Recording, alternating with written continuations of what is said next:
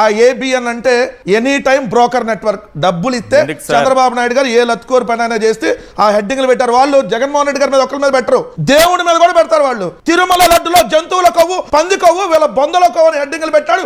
మనిషి పుట్టక పుట్టినాడా, వాళ్ళు జర్నలిజం నడుపుతున్నారా, వాళ్ళు టీవీలు పత్రికలు నడుపుతున్నారంటారా, లేదంటే ఇంకేదన్నా ఉగ్రవాద సంస్థలు నడుపుతున్నారంటారా? ఒక మనిషి చచ్చిపోతే కూల్గా కుప్పకూలి ఈ వార్త రాసిన వాడు నేను ఇంకా మాట్లాడదలుచుకోలే, వాళ్ళకి అర్థమైతే ఈ వార్త రాసిన వాడు మనిషి పుట్టక పుట్టే రాశారా?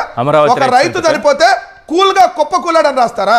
ఈడు జర్నలిజం నడుపుతున్నట్ట ఈ పత్రిక, లేదా చంద్రబాబు నాయుడు గారి కోసం రోడ్డు మీద నగ్నంగా నడి రోడ్డు మీద లత్కోరు పనులు చేస్తున్నా చెప్పాలా ఇంకో పత్రిక?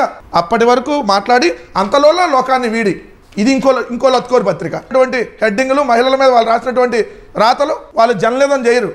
వాడు అతను జర్నలిస్ట్ కూడా కాదు. 4,000 రూపాయలకి సైకిల్ మీద పేపర్లు అమ్ముకునే బతుకు నుంచి ఈ రోజు ఫిలిం నగర్ లో 100 కోట్ల రూపాయలు పెట్టి ఎవడిచ్చిన సొమ్ముతో కట్టుకున్నా, ఎవరికి బ్రోకర్ పని చేస్తే నీకు వచ్చినాయి? అంత పెద్ద పెద్ద వాళ్ళు వ్యాపారస్తులు పెట్టలేకపోతున్నారు కదా మీడియా ఛానళ్ళు.